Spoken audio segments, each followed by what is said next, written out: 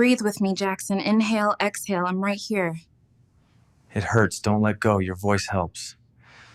Before we begin the story, let us know where you're watching from by leaving a comment below. If you enjoy this video, don't forget to like and subscribe. Have a wonderful day. Enjoy the story. Chapter 1. The Weight of Debts.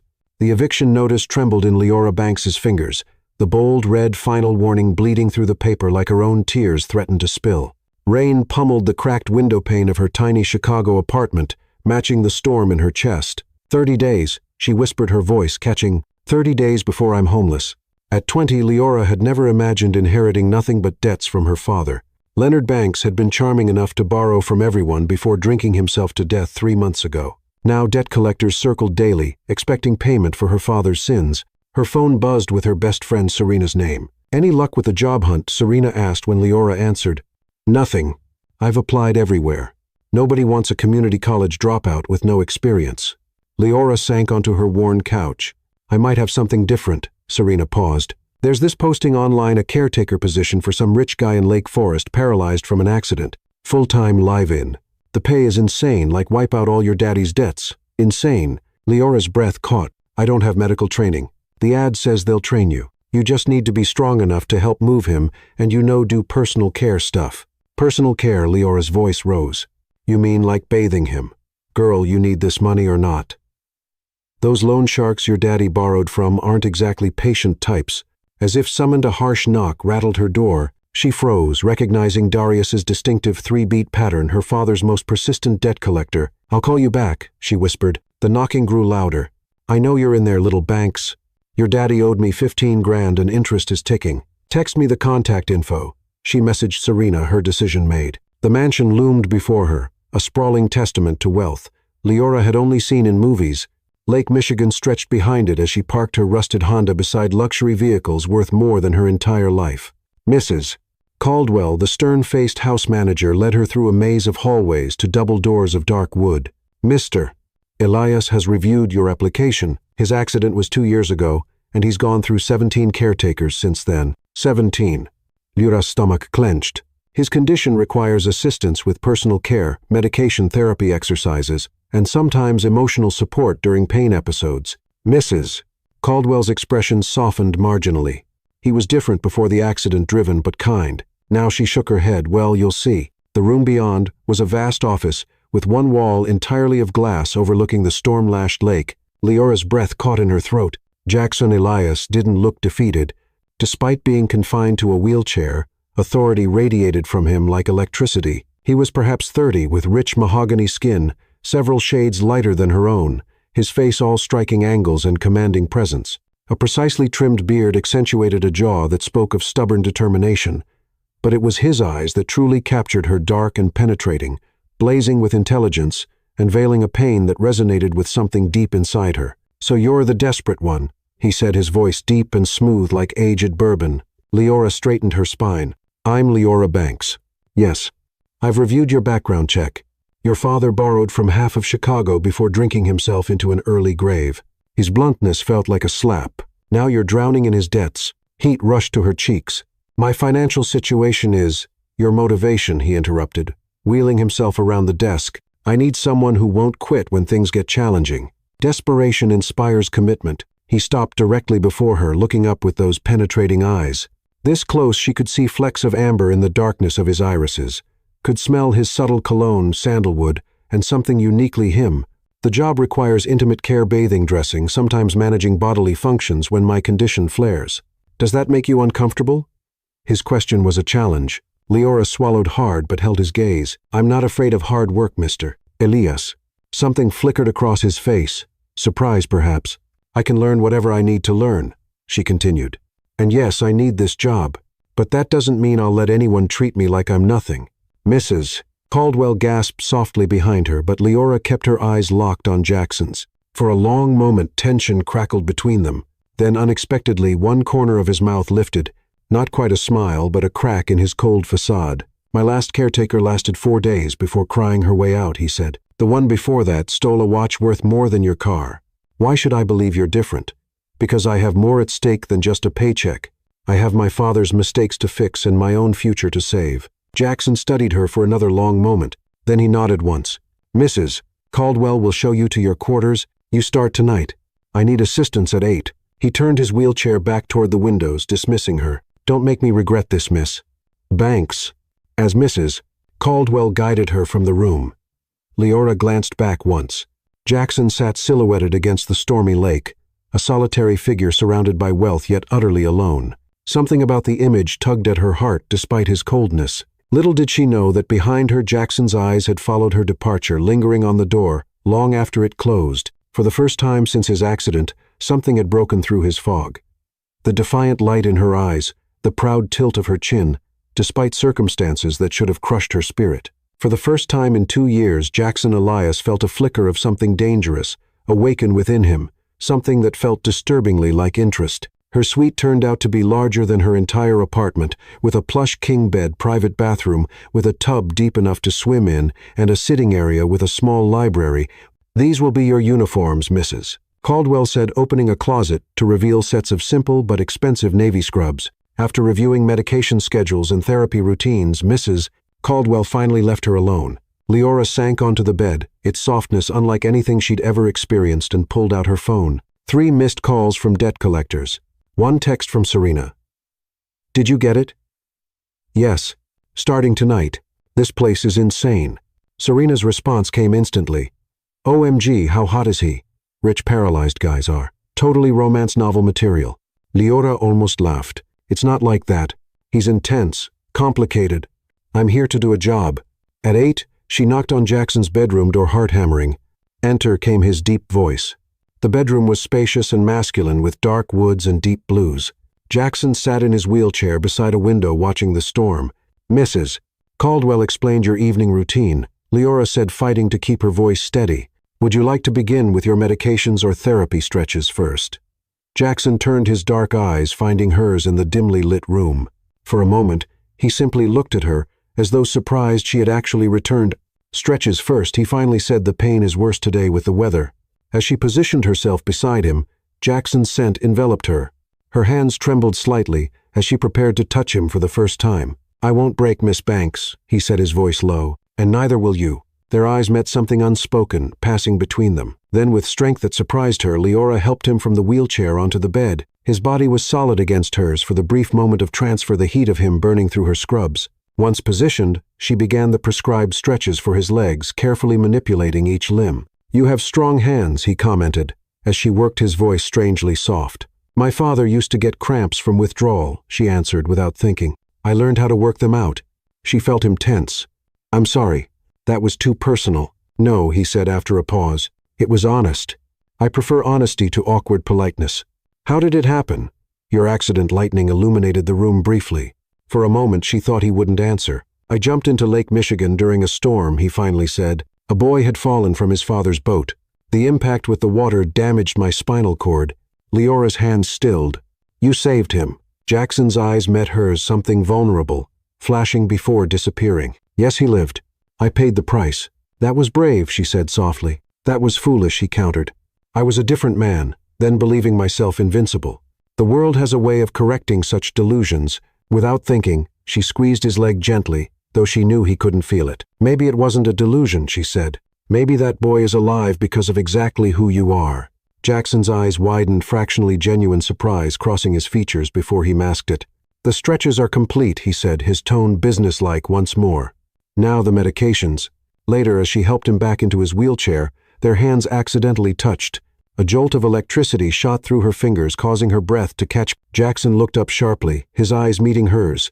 For 1 heartbeat, then 2, they remained frozen, the air between them suddenly thick with something neither could name. "Good night, Miss Banks," he finally said, his voice husky. "Good night, Mr.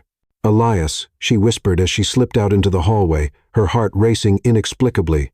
Leora leaned against the wall and closed her eyes. She had come here desperate for money, for escape from her father's legacy. She hadn't expected to find a man who awakened something inside her, something that recognized the strength beneath his pain, as if they were 2 halves of the same resilient spirit. Chapter 2. Walls of Glass. Dawn broke over Lake Michigan, casting golden light across Leora's new bedroom. For a moment she forgot where she was. The luxurious sheets felt foreign against her skin. Then reality crashed back as her phone vibrated with another debt collector's message. 3 days had passed since she'd started working for Jackson Elias. 3 days of learning his routines, memorizing medication schedules, and navigating the invisible walls he'd built around himself. The man was an enigma wrapped in thorns, sometimes coldly professional, other times watching her with an intensity that made her skin tingle. "You're still here, Mrs." Caldwell remarked that morning as Leora prepared Jackson's breakfast tray. "That's longer than the last 2 lasted." Leora arranged the protein-rich meal carefully. "I'm not easily scared off." "It's not fear that drives them away, Mrs." Caldwell said, her voice softening. "It's him, the way he pushes people until they break. Maybe he's the one who's broken." Leora murmured, not realizing she'd spoken aloud until Mrs. Dick. Caldwell's eyebrows shot up. She found Jackson in his office already dressed in a crisp shirt and tailored pants, the wheelchair positioned before floor-to-ceiling windows. Rain had given way to sunshine, the lake beyond shimmering like scattered diamonds. "Good morning," she said, setting down the tray. He didn't turn. "You're 3 minutes late." Leora bit her tongue against a sharp retort. "I'm sorry. I was discussing your medication schedule with Mrs. Caldwell." "Were you finally?" He swiveled to face her, those midnight eyes assessing her. "Were you discussing me?"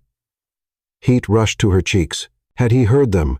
"Your physical therapist called," she said, instead of answering. "He can't make it today. Family emergency." Frustration flashed across Jackson's face. "Of course not.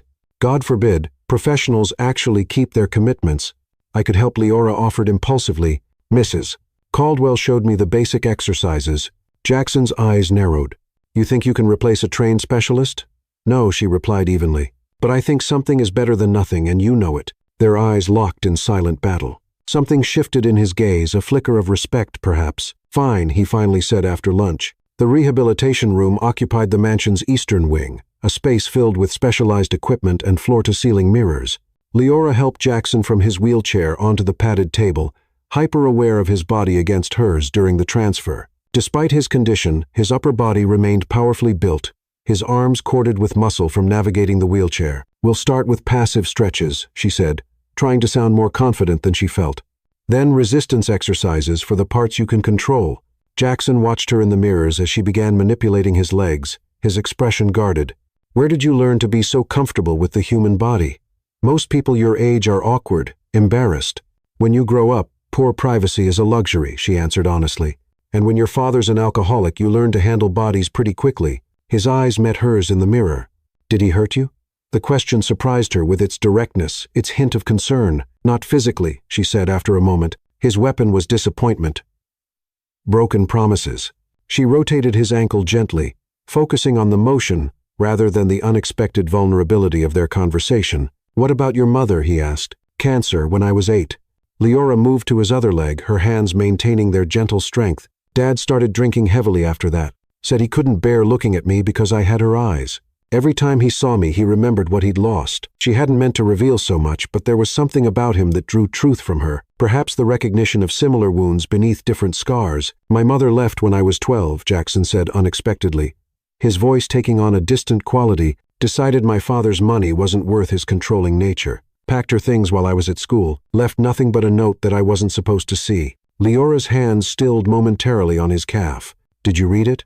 Every word he admitted, a hint of the abandoned boy visible briefly in his eyes.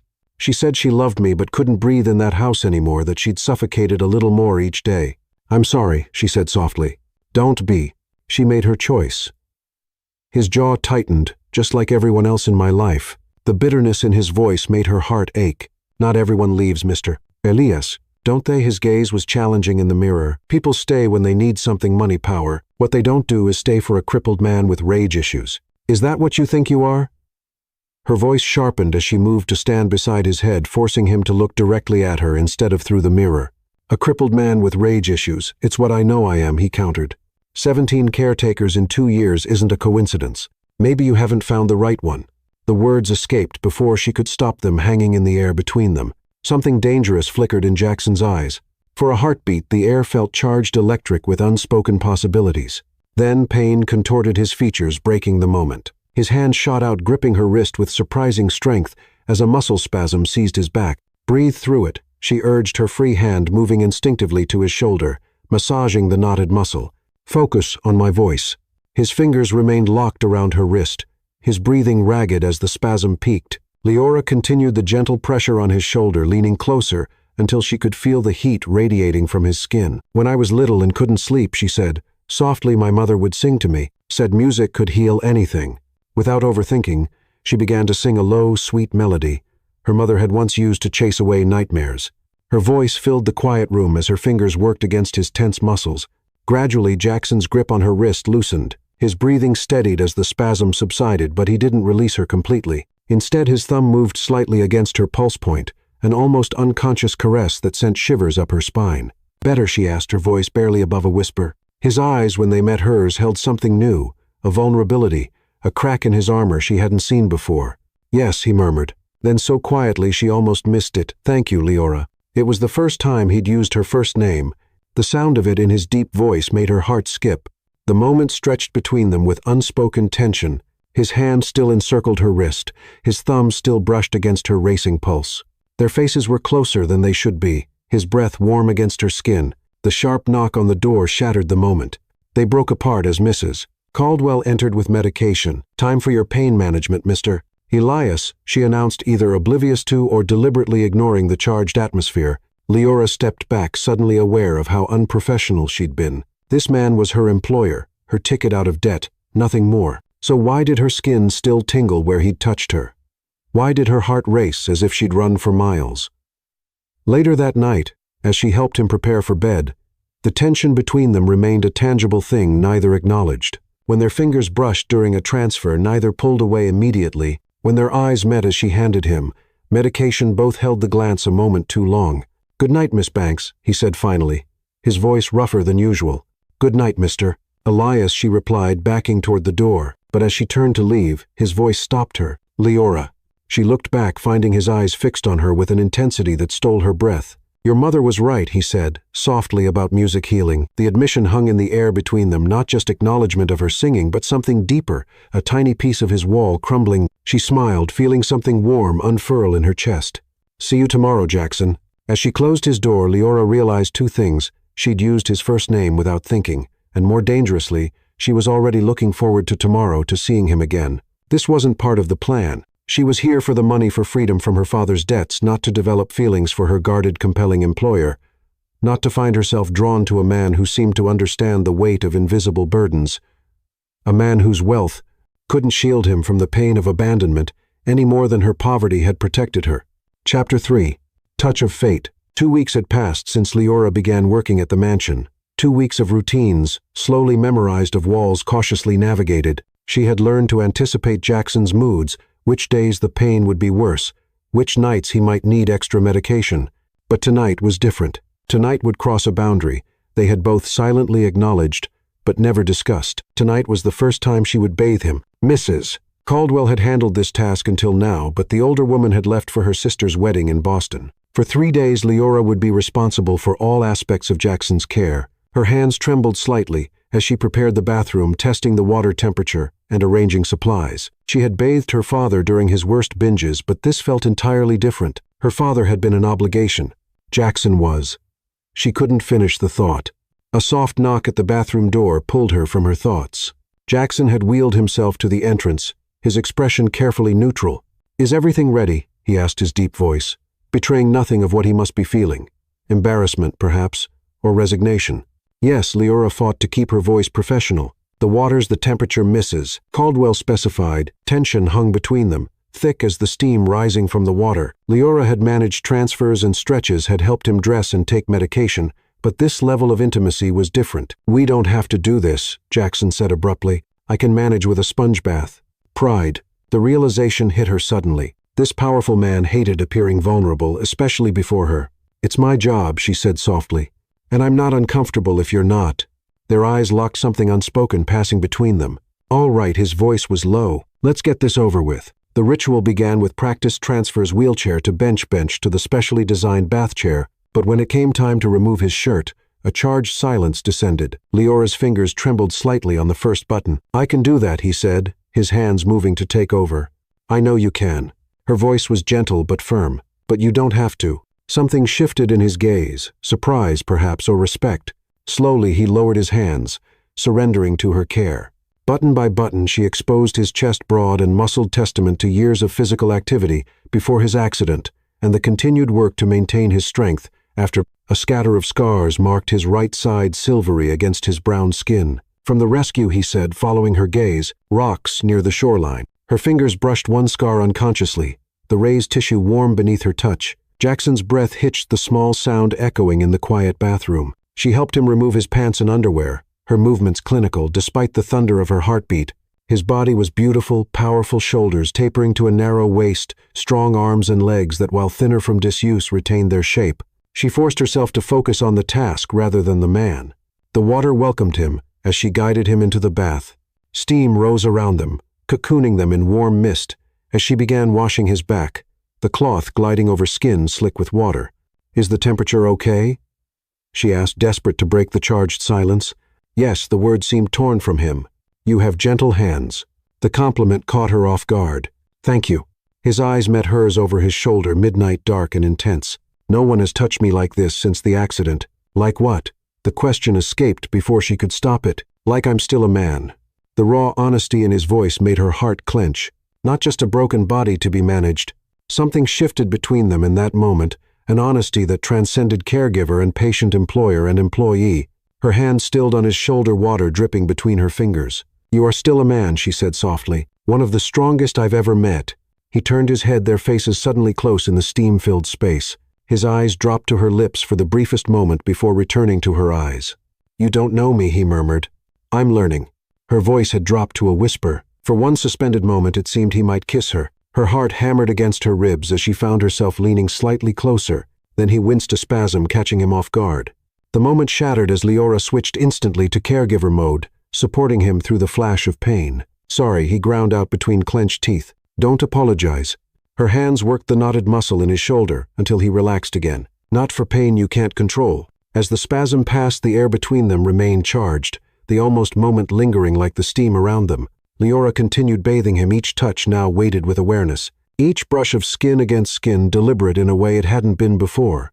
When her fingers massaged shampoo into his hair, Jackson's eyes drifted closed, a small sound of pleasure escaping him. The intimacy of the moment, her hands in his hair, his vulnerability sent warmth spreading through her that had nothing to do with the bathwater. "My mother used to do this," he said suddenly, eyes still closed, "when I was small and sick. Said there was healing in touch." The confession, so personal, so unexpected, touched something deep inside her. "There is," she agreed softly. "Science proves it. Human contact releases oxytocin, reduces stress hormones." His lips curved slightly. "Are you just my caregiver or a scientist too?" "Community college nursing courses," she admitted, "before I had to drop out." His eyes opened, finding hers. "You should go back." The simple statement held no judgment, just quiet certainty. "Maybe someday," she replied, "when Dad's debts are paid." Something flashed across his face, an emotion she couldn't name before he nodded once. The rest of the bath passed in charged silence. Each touch, each shared glance carried weight beyond the simple act of caregiving. By the time she helped him from the water, wrapped in thick towels, and back to his wheelchair, something fundamental had shifted between them. That night, as she retreated to her room, Leora pressed trembling fingers to her lips, remembering the moment they'd almost kissed. The way his eyes had darkened, the heat that had nothing to do with the bathwater. She was falling for him. The realization crashed through her with terrifying clarity, not for his money or his mansion, but for the man, wounded, complex, and beautiful, who hid behind walls of glass. She was slowly learning to see through. In his own room, Jackson stared at the ceiling, his body still humming from her touch. For the first time since the accident, someone had made him feel whole again, made him feel like a man, not a patient, made him want things he'd thought forever beyond his reach. He closed his eyes, remembering the softness of her hands, the compassion in her gaze untainted by pity, the way her breath had caught when their faces drew close. Tomorrow, he decided, tomorrow, he would tell her about the debt collectors who had come looking for her. Tomorrow, he would offer to pay everything her father owed to free her from the burden she carried. Tomorrow, he would make sure she stayed not just as his caretaker, but perhaps as something more. What neither realized as they drifted to sleep on opposite sides of the mansion was that fate had other plans, that their moment in the steam-filled bathroom had been just the beginning of a connection. Neither had been seeking, but both desperately needed, and that sometimes the most healing touch is the one that reaches not for broken bodies but for wounded hearts. Chapter 4. Whispered Confessions. Moonlight painted silver stripes across Jackson's bedroom floor as Leora entered with his evening medications. The mansion was unnaturally quiet, with Mrs. Caldwell still away the vastness of the empty space, making every small sound echo. 3 days had passed since the bath. 3 days of charged glances, lingering touches, and words that seemed to hold double meanings. They had established a careful dance around the electricity between them, neither willing to acknowledge what had almost happened in the steam-filled bathroom. Jackson sat in his wheelchair by the window, silhouetted against the night sky. The moon reflected off the lake beyond, casting him in ethereal light that softened his hard edges. "Your medication," Leora said, her voice hushed as if afraid to disturb the strange peace between them. He turned his eyes, finding hers in the dimness. "Thank you." As he reached for the pills, his fingers brushed hers, a touch that could have been accidental but felt deliberate. Neither pulled away immediately. "There was a man looking for you today," he said, his voice carefully neutral as he swallowed the medication. Said his name was Darius. Leora's blood froze. "He came here. He called somehow, found out where you work." Jackson's eyes never left her face. "He seemed quite insistent about money your father owed him." Shame and fear tangled in her chest. "I'm sorry I never gave him this address." "I know," he interrupted gently. "People like that have ways of finding information." She turned away, unable to bear his gaze. "I'll handle it. It won't affect my work." "Leora." His voice stopped her retreat. How much the question hung between them. She couldn't answer, couldn't bring herself to name the staggering sum that kept her awake at night. "It doesn't matter," she finally said. "It does to me." He wheeled closer, stopping directly before her. How much she met. His eyes saw nothing but genuine concern where she'd expected judgment. 15,000 to Darius, almost 30,000 more to others. Jackson didn't flinch at the numbers. "I can pay it." "No," the word escaped sharply. "That's not why I'm here. I don't want your money, not even when it could solve your problems. Those debts are all I have left of my father," she said. The truth, spilling out in the intimate darkness. "Paying them myself is the only way I'll ever be free of him." Understanding dawned in his eyes. "You're not just working to pay them off. You're working to prove something. That I'm not him," she whispered. "That I finish what I start, that I pay what I owe." Jackson's hand found hers surprisingly warm against her suddenly cold fingers. "Come sit with me." He led her to the small seating area by the fireplace, the glow of embers casting shadows across his features as she settled across from him. "I want to tell you something," he said, his voice low about the accident. Leora remained silent, sensing his need to speak. "It wasn't just some random act of heroism," he began. "The boy who fell from the boat was my business partner's son. We were celebrating a major acquisition, all of us on my yacht. I'd had too much to drink, was showing off." His jaw tightened. The weather turned suddenly. I ignored the warnings, insisted we stay out longer. Pain shadowed his eyes as he continued. "When the wave hit and Ethan went overboard, I didn't think. I just jumped. I managed to reach him, keep him afloat, until they could pull us both back." He looked down at their joined hands. "Everyone called me a hero, but all I could think was that my arrogance nearly killed a 5-year-old boy." His voice roughened. Then came the spinal injury diagnosis, partial paralysis, years of therapy with minimal improvement. "But you saved him," Leora said softly. "At a cost." His thumb traced gentle circles on her palm. "My fiancé left 6 months later. Couldn't handle the new me," she said. "My business partners bought me out, claiming they were doing me a favor. My family visited less and less, until holidays became phone calls, then just cards." Anger flared in Leora's chest. "They abandoned you when you needed them most. They weren't the only ones." Bitterness edged his words. "Friends disappear. Colleagues sent flowers instead of visiting. The world has little patience for broken men." "You're not broken," she said, fiercely leaning forward. "Having limitation doesn't make you less." Something warmed in his gaze. "Is that what you see when you look at me, Leora?" "A man with limitations not defined by them, I see you," she answered simply. "Strong, stubborn sometimes." Infuriating, her lips curved slightly, and yes, dealing with limitations, but never broken. The air between them thickened with unspoken emotions.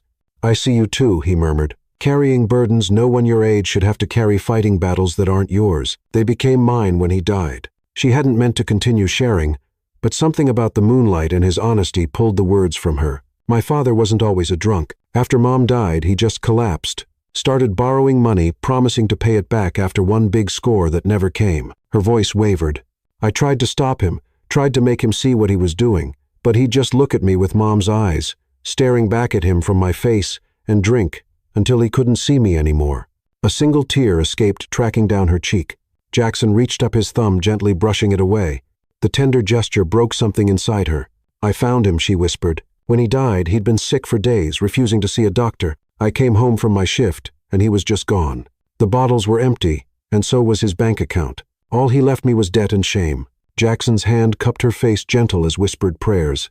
There is no shame in surviving Leora in rising from the ashes someone else created. Her eyes met his, seeing in them not pity but understanding, the recognition of one wounded soul for another. We are quite a pair, aren't we? She said softly, both fighting ghosts. Perhaps that's why fate brought you here, he replied, his voice deepening. Maybe broken recognizes broken. You're still not broken, she insisted, leaning into his touch.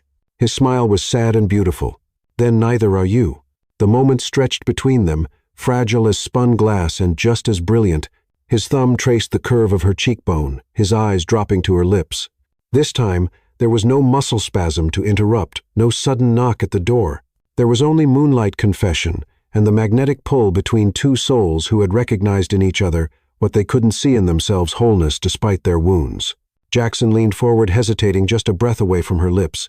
"Tell me to stop," he whispered. Instead, Leora closed the distance between them. Their first kiss was gentle questioning, a whispered conversation between bodies that had known pain and were afraid of causing more. His lips were warm against hers, his hands steady on her face. When they parted, his eyes searched hers. Whatever he saw there made him pull her closer. His second kiss deeper, more insistent. Her hands found his shoulders solid and warm beneath thin cotton. His arms encircled her waist, drawing her from her chair onto his lap. "This is a terrible idea," she breathed against his mouth. "The worst," he agreed, trailing kisses along her jaw. "Tell me to stop." "I can't," she admitted, her fingers threading through his hair. They stayed that way for what felt like hours, exchanging kisses that gradually transformed from tentative to hungry hands, exploring with increasing boldness. When his lips found the sensitive spot below her ear, Leora gasped, arching against him. "Stay with me tonight," he murmured against her skin. "Not as my caretaker." The invitation hung between them, weighted with possibilities and complications. Jackson. She began trying to summon rational thought through the haze of desire. This could ruin everything, or begin everything, he countered, his forehead resting against hers. "I haven't felt alive since the accident. Until you—" His honesty disarmed her final defenses. Wordlessly, she slid from his lap, taking his hands in hers. Together they moved toward the bed that had until now been strictly professional territory. As moonlight bathed them in silver, confessions gave way to discovery. Professional boundaries dissolved beneath tender touches and whispered affirmations. Her innocence met his experience with cautious wonder. His vulnerability found safe harbor in her acceptance. In the quiet aftermath, tangled in sheets, and each other, Leora's head rested on Jackson's chest, his heartbeat steady beneath her ear. His fingers traced lazy patterns on her bare shoulder. "I should be terrified right now," she confessed into the darkness, "about what this means for my job, for your care." His arms tightened around her. "Are you strangely?" "No." She tilted her face up to his. "For the first time since Dad died, I feel anchored." The smile that spread across his face transformed him, erasing years of pain and isolation. "Then stay anchored with me, Leora Banks," he murmured, pressing a kiss to her forehead. "We'll figure out the rest together." As sleep claimed them, neither spoke of love. It was too soon, too fragile to name, but it grew nonetheless in the space their confessions had created, nurtured by moonlight and the realization that sometimes the most broken pieces fit together perfectly, creating something stronger than either could be alone. What began as whispered confessions had transformed into silent promises, written not in words, but in the language of bodies finding home in each other's arms. Chapter 5. Forbidden Desires. Morning light filtered through the curtains, casting golden patterns across the tangled sheets. Leora stirred, momentarily disoriented by the unfamiliar weight of an arm draped across her waist. Then memories of the night before flooded back, whispered. Confessions, passionate kisses, boundaries crossed. Jackson slept peacefully beside her, his face relaxed in a way she'd never seen during waking hours. Sleep softened the sharp lines of his jaw, erased the perpetual furrow between his brows. He looked younger, unburdened. She should leave, return to her room before Mrs. Caldwell returned and discovered them. This, whatever this was between them, complicated everything. She was his caretaker, dependent on this job to escape her father's debts. He was her employer, a man still healing from both physical and emotional wounds. Yet as she tried to slip from beneath his arm, his grip tightened. "Stay," he murmured, eyes still closed. "Mrs. Caldwell will be back soon," she whispered. "I don't care." His eyes opened, midnight dark and intense even in the morning light. "Do you?" The question hung between them, far more complex than it seemed. Did she care about her job, about appearances, about protecting her heart from inevitable pain? "I should," she admitted. "But I don't." His smile transformed his face, making her breath catch. He pulled her closer, his kiss unhurried, yet demanding, sending heat spiraling through her body, despite her better judgment. I've never woken up with someone before, she confessed against his lips. His movements stilled. Never. She shook her head, suddenly shy. Last night was my first. Understanding dawned in his eyes. You should have told me. Would it have changed anything? I would have been gentler, he said, brushing a curl from her face with surprising tenderness. You were perfect, she assured him, her cheeks warming. I wouldn't change a thing. His expression softened, something vulnerable flickering in his gaze. Neither would I. Then more quietly. Though I wish I could have given you more. She knew he meant his body, the limitations of his condition that he still saw as failings. Leora pressed a kiss to his chest directly over his heart. You gave me exactly what I needed, she whispered. The days that followed existed in a space between reality and fantasy. By day they maintained professional appearances. Leora performed her caretaker duties while Mrs. Caldwell watched with suspicious eyes. But nights belonged to them alone, filled with passionate exploration and tender discoveries. In the darkness of his room, Jackson taught her things about her own body she'd never imagined. His hands and mouth mapped her skin like treasured territory, his experience guiding her innocent responses into something bold and uninhibited. In return, she showed him that his paralysis didn't define his manhood, that pleasure existed in unexpected places, that connection transcended physical limitations. You make me forget, he murmured one night, his head resting on her bare stomach as her fingers traced patterns in his hair. When I'm with you, I forget to be angry at my body. Good, she replied, tugging gently until he moved up to kiss her, because your body is beautiful to me. His eyes darkened with emotion. How did I find you? You didn't, she reminded him with a smile. Serena's job listing did. Then I owe Serena a very large gift. His hand traced the curve of her hip, though I suspect she didn't envision this particular job benefit. Leora laughed, the sound, swallowed by his kiss, as desire rekindled between them. During the day, little things betrayed their secret, a lingering touch during therapy exercises, a private smile shared across the dinner table, the way Jackson's eyes followed her movements with possessive heat. Mrs. Caldwell noticed her disapproving frowns becoming more frequent, though she said nothing directly. One afternoon, as Leora prepared Jackson's medication in the kitchen, Mrs. Caldwell entered her movements, betraying unusual hesitation. He's laughing again, the older woman said quietly. Leora looked up, surprised by the observation. I'm sorry, Mr. Elias. He laughs now. Mrs. Caldwell's eyes held something complex concern mixed with reluctant admiration. I haven't heard him laugh since before the accident. That's good, isn't it? Leora asked cautiously. Mrs. Caldwell sighed, setting down the folder she'd been carrying. I've been with the Elias family for 27 years. I watched Jackson grow up, saw what his father's expectations did to him. Her voice softened. Then the accident happened, and it was like watching him disappear into himself. The unexpected glimpse into her thoughts caught Leora off guard. You care about him? Of course I do, Mrs.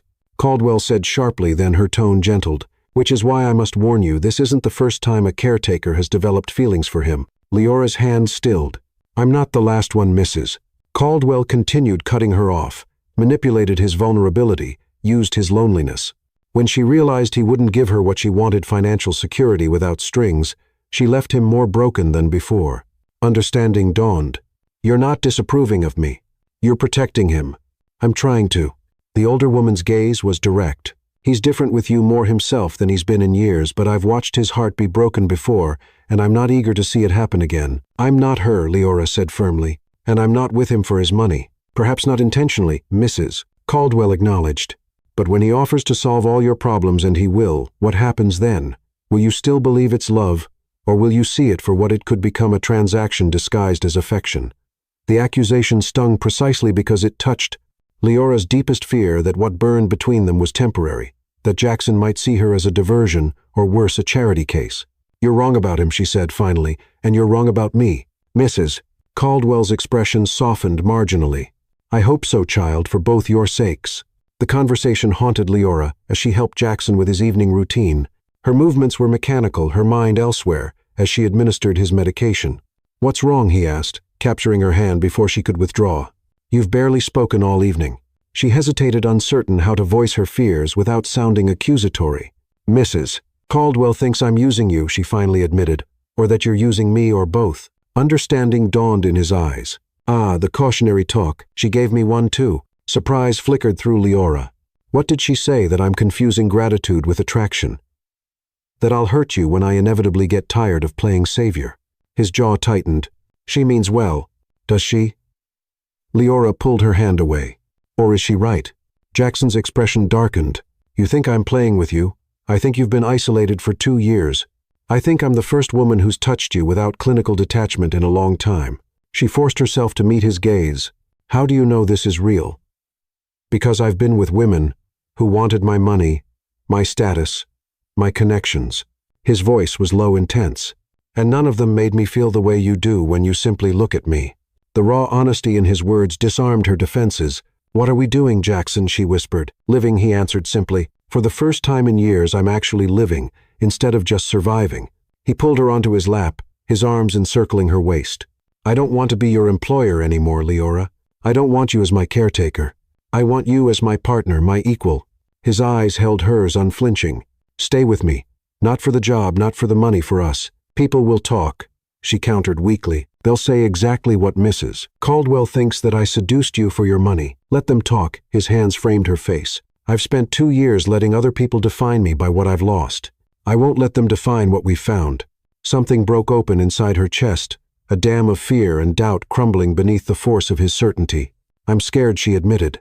I've never felt this way before. Neither have I, he confessed, surprising her. Not even before the accident. His admission hung in the air between them, weighted with implications neither was ready to fully voice. Stay with me tonight, he murmured against her lips. Tomorrow, we'll figure out the rest. As his mouth claimed hers, Leora surrendered to the current, pulling them together, dangerous, inevitable, and more powerful than either of their pasts. Later, tangled in sheets and each other, she watched moonlight play across the planes of his face. He slept peacefully, one arm possessively draped across her waist. In that moment of quiet, Leora finally admitted to herself what she'd been fighting for weeks. She was falling in love with Jackson Elias. The realization should have terrified her. Instead, it settled in her chest like a missing puzzle piece, finally finding its home. Whatever complications tomorrow brought, Mrs. Caldwell's disapproval, the world's judgment, their own lingering insecurities tonight, she would hold this truth close. For two broken people who had never expected to be whole again, they had somehow found in each other not just passion but possibility, not just desire but hope. And for tonight that was enough. Chapter 6. Storms Within. Leora, we have a situation. Mrs. Caldwell's voice, tight with tension, greeted Leora as she returned from grocery shopping. The older woman stood in the foyer, her usually perfect posture even more rigid than normal. What's wrong? Is Jackson okay? Alarm shot through Leora. Groceries forgotten. Mr. Elias is fine. Mrs. Caldwell's emphasis on the formal title wasn't subtle. His family has arrived unexpectedly. They're with him in the library now. A chill ran down Leora's spine. In 2 months, at the mansion, Jackson's family had never once visited. He rarely spoke of them, except to mention their gradual disappearance from his life after the accident. Should I? Leora gestured vaguely toward the kitchen, suddenly unsure of her place. Mr. Elias asked for you to join them when you returned. Mrs. Caldwell's disapproval radiated from every syllable. You might want to change first. Leora glanced down at her simple jeans and t-shirt, suddenly self-conscious. Of course. 15 minutes later, dressed in a modest blue dress she'd found in her closet, one of many Jackson had quietly ordered for her. Since their relationship changed, Leora approached the library. Voices drifted through the partially open door, sharp with argument. Ridiculous policy, keeping us waiting like servants. A woman's voice complained. We're your family, Jackson. Family who couldn't be bothered to visit for 2 years, came Jackson's cold reply. Forgive me if I don't roll out the red carpet. We've been busy. A male voice countered. And you made it clear you didn't want our help. I didn't want your pity, Jackson corrected. There's a difference. Leora hesitated, reluctant to interrupt the tense exchange. Before she could decide whether to enter, Jackson's voice called out, I know you're there, Leora. Please come in. Taking a deep breath, she pushed open the door. The library was one of the mansion's most impressive rooms. Walls of leather-bound books, a massive fireplace, and floor-to-ceiling windows overlooking the lake. Jackson sat in his wheelchair near the fireplace, facing 3 people whose resemblance to him was unmistakable. An older man with Jackson's sharp jawline and broad shoulders stood by the window, disapproval etched into every line of his face. Beside him, a woman in her 50s, elegant, cold, with Jackson's penetrating eyes perched on an antique chair. A younger man, perhaps a few years older than Jackson, lounged on the sofa with the practiced ease of someone born to privilege. All 3 turned to stare as Leora entered. Ah, the caretaker, the older woman said, her gaze sweeping dismissively over Leora. Mrs. Caldwell mentioned you. Mother, Father Nolan, this is Leora Banks. Jackson said, his voice carefully neutral, though his eyes held a warning when they met Leora's. Leora, my parents, Malcolm and Eleanor, Elias, and my brother. Pleasure, Nolan drawled without standing. Leora nodded politely. Nice to meet you all. Eleanor's perfectly sculpted eyebrow arched. Such a young caretaker. Where did you train, dear? The question was a trap, and they both knew it. Mrs. Caldwell has been an excellent mentor, Leora replied diplomatically. So no formal training then, Eleanor concluded with a thin smile. How progressive of you, Jackson. Anger flashed across Jackson's face, quickly controlled. Leora has been more effective than the parade of professionals you insisted on hiring. I'm sure she has, Nolan muttered just loud enough to be heard. Leora felt her cheeks warm but kept her expression neutral. Jackson had warned her this might happen someday, his family's return, their inevitable judgment. Still, the reality stung. We should discuss why you're here, Jackson said flatly, preferably without insulting my staff. Malcolm finally spoke, his deep voice so similar to Jackson's it was unsettling. The Carter merger is approaching final stages. The board wants your shares voting in favor. My shares, my vote, Jackson replied, and my answer is still no. Be reasonable, Eleanor snapped. You've been removed from operations for 2 years. You can't possibly understand the strategic implications. What I understand is that Victor Carter wants my family's company because he couldn't build his own. Jackson countered. What I understand is that his plan involves liquidating divisions I built from nothing. Divisions that are underperforming, Malcolm argued, because you've been systematically strangling their resources since I left. Jackson's voice rose, his control slipping. Did you think I wouldn't notice? That I'd stop paying attention just because I couldn't physically be there? The tension in the room thickened. Leora shifted uncomfortably, feeling like an intruder in a private war. Perhaps I should give you privacy, she suggested quietly. No. Jackson's hand found hers, his grip firm. Stay. The gesture wasn't lost on his family. Eleanor's eyes narrowed. Nolan straightened from his lounging position, and Malcolm's expression darkened. I see, Eleanor said coldly. Now we understand why you've been ignoring our calls. Mother Jackson began warning in his tone. How much is he paying you, Miss Banks? Eleanor asked directly. To provide extra services. Fury exploded in Leora's chest. Excuse me, Mother Jackson's voice cracked like a whip. Apologize immediately. Don't be naive, Jackson. Malcolm cut in. This wouldn't be the first time someone saw you as a ticket to financial security. Like Clara.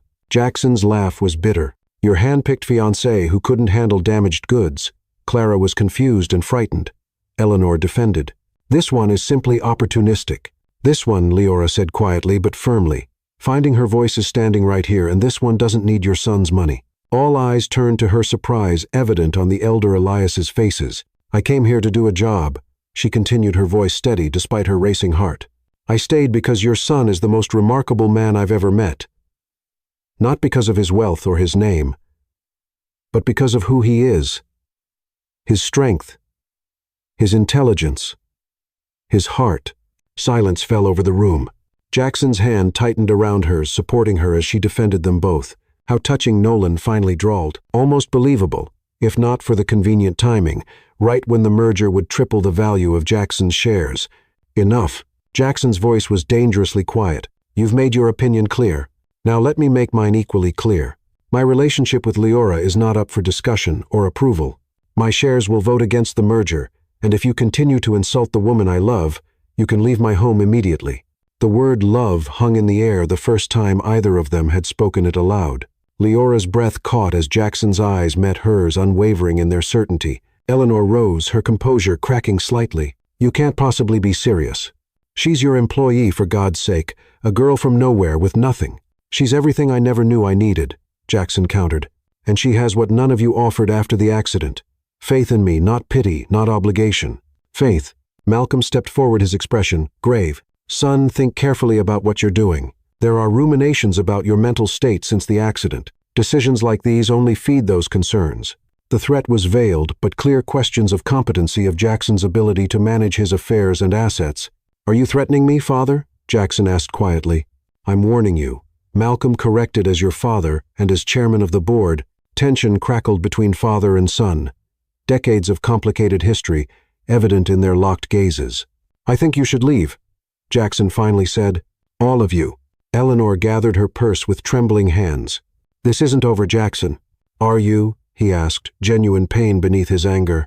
Because family doesn't disappear when things get difficult. Family doesn't return only when they need something. Nolan rose, his casual demeanor replaced with unexpected sincerity. We made mistakes, Jackson. But this isn't the way to punish us for them. This isn't about punishment, Jackson replied softer. This is about living my life on my terms. Something I should have done long before the accident. Eleanor clutched her purse like a shield. Your father had a heart attack last year, she said abruptly. Did you know that? The revelation hit Jackson, visibly a flicker of shock crossing his face before hardening into something more complex. No, I didn't. He didn't want you told, she continued. Said you had enough to worry about with your condition. Or perhaps Jackson suggested quietly, he didn't want me to know, because then he'd have to explain why neither of you bothered to visit your supposedly dying son for 2 years. Malcolm stepped forward, anger and something like regret battling in his expression. We respected your privacy, your independence. You respected nothing but your own comfort, Jackson countered. It was easier to stay away than to face what happened. Easier to pressure me into selling my shares than to include me while I was inconveniently disabled. A heavy silence fell, as truth hung exposed between them. We'll be in touch about the merger. Malcolm finally said, his voice carefully controlled. The Elias family departed in brittle silence. Mrs. Caldwell escorting them to the door. When they were gone, Leora knelt beside Jackson's wheelchair, her hands covering his. I'm sorry, she whispered. I never meant to come between you and your family. You didn't, he assured her, cupping her face. They did that themselves long ago. His eyes searched hers, vulnerability replacing the armor he'd worn during the confrontation. Did you mean what you said about staying because of who I am, not what I have? Every word, she promised. You could lose everything tomorrow, and I'd still be here. Something broke in his expression, the last wall around his heart crumbling. I love you, Lyra Banks. I should have told you before now, but I was afraid. Afraid you'd think it was too soon, or that I couldn't possibly know my own heart. I love you too. She whispered the words, freeing something long caged within her. I've been afraid to say it too. His kiss was different than those they'd shared before, deeper, uninhibited, as if the final barrier between them had dissolved. When he pulled back, his eyes burned with determination. They're going to come back, he warned, with lawyers, with concerns about my competency, with offers to buy you off. Let them try, she said fiercely. I'm not going anywhere. That night, their lovemaking held a new intensity, something raw and desperate, as if they both needed to physically affirm what they'd declared emotionally. Each touch was a promise, each kiss a vow that whatever storms came, they would weather them together. Afterward, as Leora lay with her head on Jackson's chest, she whispered into the darkness. No matter what happens, no matter what they say or do, remember this moment. Remember us exactly as we are right now. His arms tightened around her. This is just the beginning, Leora, not the end. Outside, lightning flashed across the lake, illuminating the bedroom in brief, brilliant light. Thunder followed, vibrating through the mansion's walls, the perfect mirror to the storm they'd weathered today and those they would face tomorrow. But for now, in each other's arms, they found perfect shelter. Chapter 7. Hope's Promise. The blue glow of the laptop illuminated Leora's face as she scrolled through yet another medical journal. 3 weeks had passed since the confrontation with Jackson's family. Though they hadn't returned in person, their lawyers had called twice, and the tension lingered like a storm cloud on the horizon. But Leora had been fighting a different battle in secret, one waged through late-night research and hushed phone calls while Jackson slept. You're still up, his voice startled her. She hadn't heard his wheelchair approaching. Quickly, she closed the laptop. Just couldn't sleep. Jackson's eyes narrowed slightly as he moved closer. That's the 3rd night this week you've been just couldn't sleeping with that laptop. I'm researching something, she admitted. Something you don't want me to know about. His tone remained light, but she detected the hint of hurt beneath. Leora sighed, opening the laptop again. I wanted to be sure before I said anything. The screen displayed a medical article titled, Breakthrough in Partial Spinal Cord Regeneration Therapy. Jackson's expression shifted as he scanned the text, his jaw tightening. You've been researching treatments, yes. She took his hand, squeezing gently. There's a specialist in Boston, Dr. Evelite, Nia Sharma. She's pioneering a new approach combining stem cell therapy with targeted neural stimulation. I've seen a dozen specialists, Leora, his voice hardened. Had 100 treatments. False hope is more painful than acceptance. This is different, she insisted. Her success rates with injuries like yours. Stop.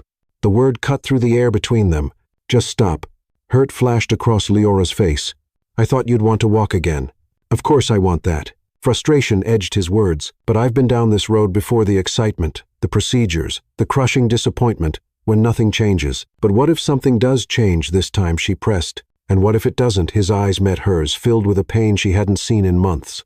Do you have any idea what it's like to hope to truly believe only to have that hope shattered again and again and again until you can't bear to hope anymore? The raw vulnerability in his voice made her chest ache. She knelt beside his wheelchair, her hands covering his. I do know, she said softly. Every time my father promised to stop drinking, every time he swore this loan was the last one, every time he said he'd get better, understanding dawned in Jackson's expression, and you kept hoping anyway. Until the day I found him, she admitted. Then I stopped. But Jackson, this isn't like that. This is science, not promises from an addict. He looked away, conflict evident in the tense line of his shoulders. I've made peace with who I am now, with this body, these limitations. Have you really? She challenged gently. I have to, he whispered. The alternative is to live in constant disappointment. Leora cupped his face, turning it back toward her. What if the alternative is possibility? What if it's a chance at something more? For a long moment he simply looked at her, searching her eyes as if seeking something only she could provide. I called Dr. Blank. Sharma, she continued softly, sent your records. She thinks you're an ideal candidate for her program. You had no right, he said, but there was more hurt than anger in his tone. I know. I'm sorry. She didn't back down. But I couldn't stand watching you accept limitations that might not be necessary anymore. Not without at least exploring every option. And if it fails, he asked, his voice barely audible, if I let myself hope again and nothing changes, what? Then we face it together. She promised, just like we face everything else. He closed his eyes, something shifting in his expression, a battle between fear and possibility, waging within him. She's coming to Chicago next month for a conference, Leora said. She's willing to see you for a consultation. No commitments, just an evaluation. When Jackson opened his eyes again, there was a vulnerability there that made him look younger, more exposed than she'd ever seen him. I'm terrified, he admitted, not just of failure of hope itself. I know. She leaned forward, pressing her forehead to his, but you're the bravest person I've ever known. Jackson Elias, the man who jumped into a storm to save a child. He isn't afraid of a little hope. His laugh was soft, broken. That man feels like someone else entirely. He's still in there, she whispered. I see him every day. Jackson's hands came up to frame her face, his touch infinitely gentle. You see me more clearly than anyone ever has. Then trust my vision, she urged. Trust me. After what felt like an eternity, he nodded once. One consultation, no promises. Relief flooded through her. That's all I'm asking. The Boston Medical Center loomed before them, glass and steel gleaming in the autumn sunlight. What had begun as a consultation in Chicago had evolved into a formal evaluation in Dr. Sharma's specialized facility. Leora felt Jackson's tension as she wheeled him through the entrance, his body rigid, his breathing controlled. We can still leave, she offered quietly, giving him an out, even as she prayed he wouldn't take it. His hand covered hers on the wheelchair handle. No, we've come this far. Doctor. Nia Sharma was younger than they expected, perhaps 40, with intelligent eyes behind stylish glasses, and an air of quiet confidence that immediately put them at ease. Mr. Elias, she greeted, extending her hand. I've been reviewing your case extensively. Thank you for agreeing to come in person. Jackson's grip was firm as he shook her hand. Thank my persistent girlfriend. She's the reason I'm here. The word girlfriend still sent a thrill through Leora, even after months together. So much had changed since that first night in his room, their relationship deepening into something neither had expected to find. Then I'm grateful for her persistence, Doctor. Sharma smiled, because I believe you're an excellent candidate for our program. For the next hour, she explained the treatment protocol in detail. A combination of targeted stem cell injections, innovative neural stimulation, and intensive physical therapy. Her hands moved expressively as she described the science, her passion evident in every word. I want to be very clear, she emphasized. This isn't a miracle cure. The treatment is grueling, the recovery painful, and the results vary from patient to patient. What's the success rate? Jackson asked, his businessman's mind focusing on statistics. For patients with your specific injury pattern, about 60% experience. Significant improvement in lower limb function, 30%. Regain the ability to walk with assistance, 10% achieve independent mobility, and the rest, he pressed, experience minimal improvement, or none at all, she admitted honestly. I won't sugarcoat this, Mr. Elias. It's a difficult road with no guarantees. Leora watched Jackson absorb this information, saw the calculations running behind his eyes, weighing hope against potential disappointment, possibility against pain. When would we start, he finally asked. Dr. Sharma's smile was warm. We have an opening in the program next month. The initial phase requires 8 weeks in Boston, followed by ongoing therapy, that can be managed remotely with periodic check-ins. 2 months away from home, Jackson mused his eyes, finding Leora's. "I'll be with you," she said immediately, every step of the way. His expression softened at her choice of words. Every step, every single one, she promised. "You don't have to do this," Jackson said, later that night in their hotel room. "Stay in Boston for months. Put your life on hold." Leora looked up from packing their overnight bag. "My life isn't on hold. It's with you." "What about your father's debts? I've been making payments," she reminded him. "And I have enough saved now to—" "Let me pay them," he interrupted, the words rushing as if he'd been holding them back for months. "All of them." Leora froze. "Jackson, we've talked about this. I know you want to handle them yourself. I respect that." He moved his wheelchair closer. "But if we're doing this treatment, I need to know you're not stressed about money, that you're not working as my caretaker while also supporting me through this process." "I'm not your caretaker anymore," she said softly. "I'm your partner." "Exactly." His eyes held hers. "And partners support each other. Let me do this for you, Leora, not because I'm trying to buy your affection or because I think you can't handle it yourself, but because I love you, and I can remove this burden from your shoulders." She sat on the edge of the bed, emotions warring within her. For so long, her father's debts had defined her shackles. She was determined to break through her own efforts. Yet here was Jackson offering freedom not as charity but as partnership. "I don't want to feel like I owe you," she admitted, voicing her deepest fear. "You could never owe me," he said fiercely. "What you've given me is beyond price." "What have I given you?" she asked, genuinely curious. His smile was tender as he reached for her hand. "Hope, purpose, love when I believed I was unlovable, a reason to fight when I'd surrendered to my limitations." Tears pricked at her eyes. "That goes both ways, you know." "Then let me do this," he urged, as an act of love, not obligation. Looking into his eyes that had once been cold and distant, but now held nothing but warmth when they gazed at her. Leora finally nodded. "Okay," she whispered, "but on one condition." "Name it." "When you walk again," she emphasized the when. "Not if we dance a real dance, you and me." Joy blossomed across his face, transforming him. "That's a promise I intend to keep, Leora Banks." He pulled her from the bed onto his lap, his arms encircling her waist as his mouth found hers. The kiss deepened quickly, months of intimacy, allowing them to read each other's desires without words. His hands slid beneath her shirt, warm against her skin, as she shifted to straddle him. "Are you sure about this?" she whispered against his lips, meaning both the treatment and what was about to happen between them. "More sure than I've ever been about anything," he answered, lifting her to carry her to the bed. That night, their lovemaking held a new edge, part desperation, part celebration. The future stretched before them, uncertain yet filled with possibility. When they finally lay spent in each other's arms, Leora traced the scars on his chest, symbols of both his sacrifice and his survival. "No matter what happens with the treatment," she murmured sleepily, "you're already the strongest man I know." His arms tightened around her. "And you're the reason I'm willing to hope again." As they drifted to sleep, the promise of tomorrow hung between them, not just the treatment or the possibility of walking, but the life they were building together. A life where hope wasn't a burden but a gift they gave each other daily. A life where love had healed wounds far deeper than any physical injury could reach. Chapter 8. Breaking Chains. Again, Dr. Sharma instructed, her voice, firm but kind. Sweat beaded on Jackson's forehead as he gripped the parallel bars, his arms trembling with effort. 6 weeks into treatment, and each day brought the same brutal routine hours of neural stimulation, followed by physical therapy, that pushed him to his absolute limits. "I can't," he ground out muscles, screaming in protest. "You can," Leora countered from beside him, close enough to catch him if he fell, but far enough to let him struggle.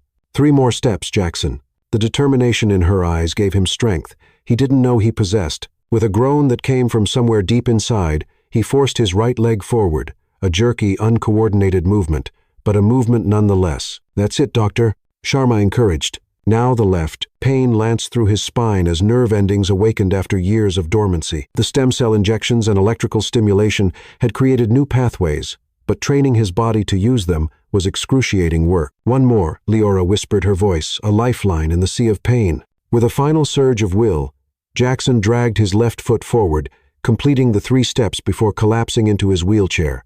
Exhaustion claimed him immediately, his breathing ragged. "Excellent progress, Doctor," Sharma noted, making marks on her tablet. "The neural response is strengthening every day." But Jackson barely heard her, his eyes finding Leora's. In their depths, he saw not just pride, but absolute certainty, faith in him that never wavered. Even on the darkest days when progress seemed impossible, "We're done for today, doctor," Sharma said, sensing his fatigue. "Rest well, Mr. Elias. Tomorrow we increase the difficulty." When they were alone in the therapy room, Leora knelt before his wheelchair, her hands covering his trembling ones. "You're incredible," she said softly. "I'm a wreck," he countered with a weak smile. "The most magnificent wreck I've ever seen." She leaned forward, pressing a gentle kiss to his lips. 3 steps today, tomorrow, maybe 4. Jackson's throat tightened with emotion.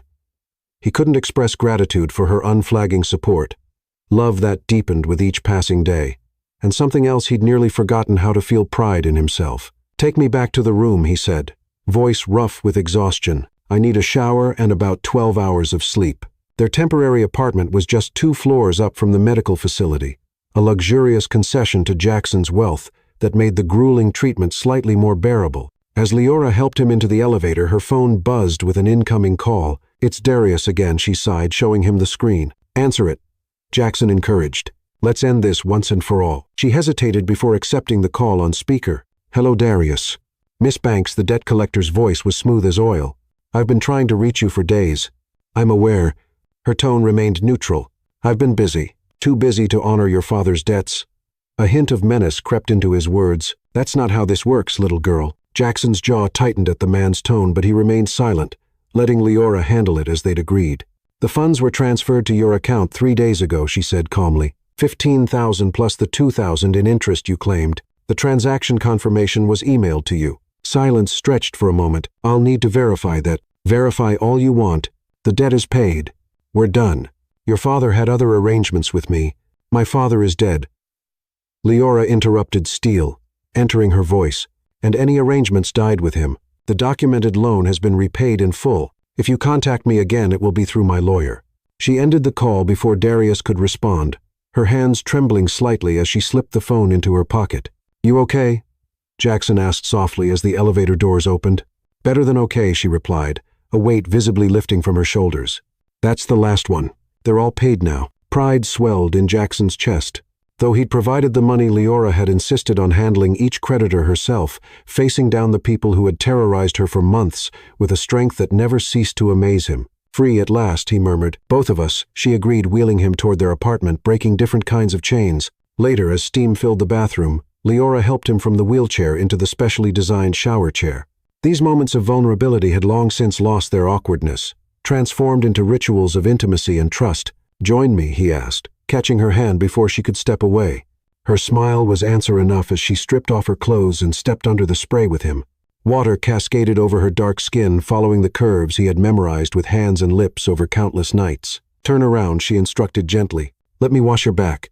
Her hands worked the tense muscles of his shoulders and neck, soapy fingers, easing knots formed during therapy. Jackson closed his eyes, surrendering to her touch in a way he'd never surrendered to anyone before her. "Doctor, Sharma says the neural pathways are strengthening faster than she expected." Leora said, her voice soft against the hiss of the shower. "The new medication seems to be helping." "I felt something different today," Jackson admitted. "When I was standing, like my legs were actually responding to commands, not just moving from memory." Her hands stilled momentarily on his back. "Really?" He nodded, almost afraid to put too much stock in the sensation. "It was brief. Might have been my imagination." It wasn't, she said with such certainty that he almost believed her. "Your body is remembering Jackson healing." When she finished washing him, he turned the tables, pulling her into his lap on the wide shower chair. His hands caressed her skin with reverent familiarity, finding the spots that made her breath catch. "You should rest," she protested weakly as his lips found her neck. "This is better than rest," he murmured against her skin. Water continued to cascade around them, as passion ignited slow and tender at first, then building with increasing urgency. In these moments, his paralysis seemed to matter less, their bodies finding ways to communicate that transcended physical limitations.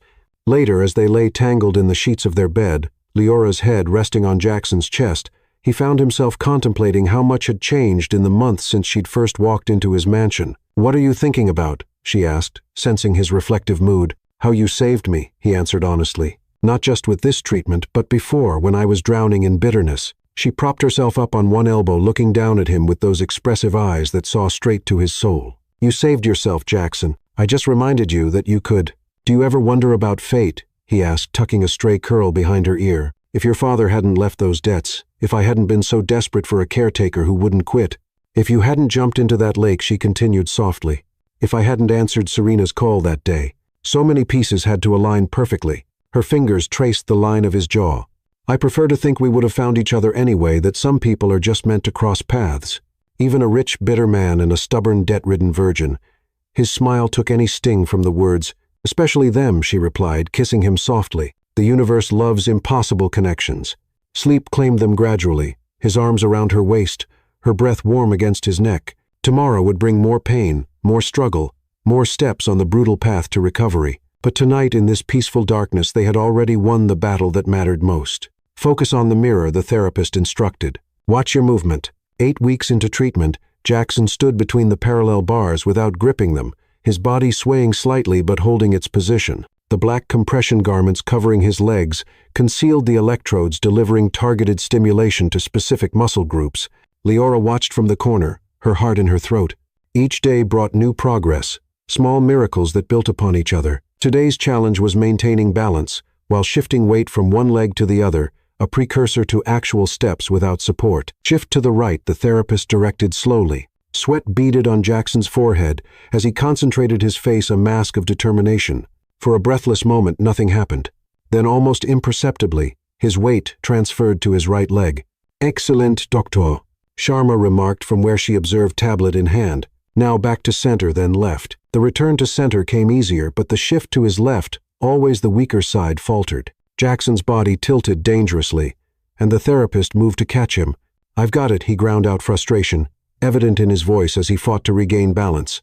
For 3 agonizing seconds he wavered on the edge of falling. Then, with visible effort, he stabilized his left leg, taking weight it hadn't properly held in years. Pride swelled in Leora's chest, nearly overwhelming her. These moments, these hard-won victories, that most people would consider insignificant, had become their milestones, their celebrations. When the session ended, leaving, Jackson exhausted but triumphant, Leora wheeled him back to their apartment in companionable silence. His hand rested on hers where it gripped the wheelchair handle, a gesture of connection that had become second nature. Doctor, Sharma wants to talk to us tomorrow, he said, as they entered their temporary home about next steps. The Boston phase is almost complete. Leora nodded, helping him transfer to the couch. Do you think she'll recommend continuing treatment at home? That's my guess. He pulled her down beside him, his arms settling comfortably around her shoulders with monthly check-ins here. She nestled against him, her head finding its familiar place in the crook of his neck.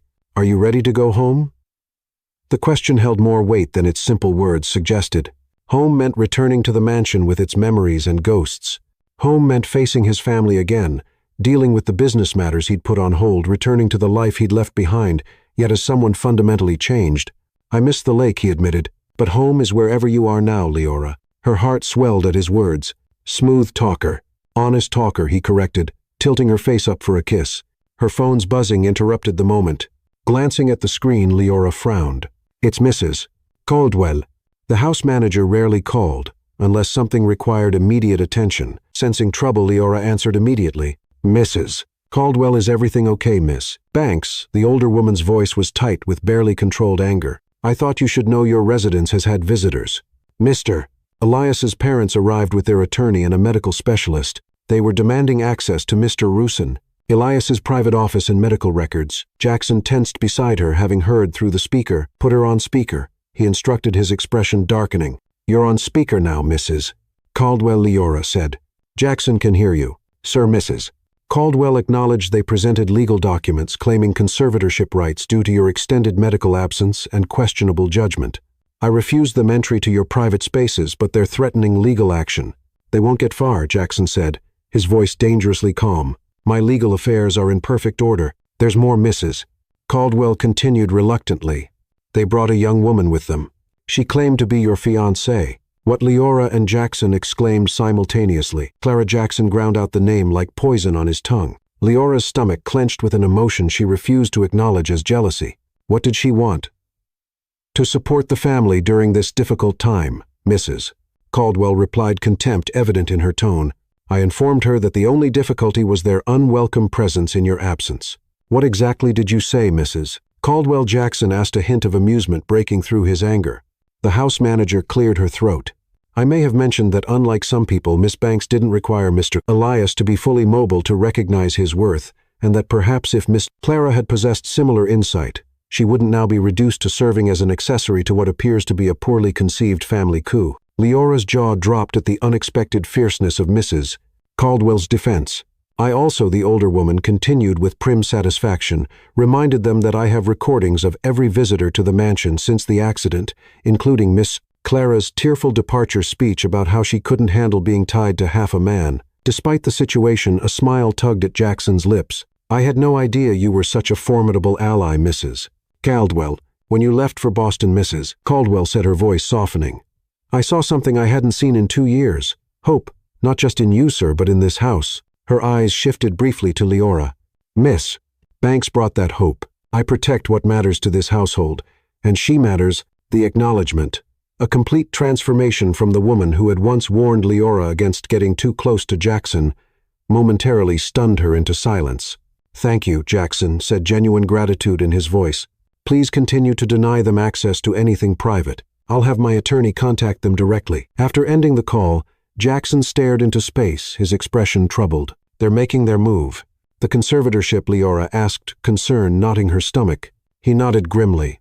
They think my pursuit of experimental treatment proves I'm not thinking clearly.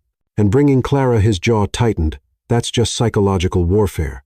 Leora took his hand, forcing calm into her voice, despite the fear curling inside her. What do we do? His eyes met hers determination, replacing the momentary shadow of worry. We finish what we started here. We go home and we fight together.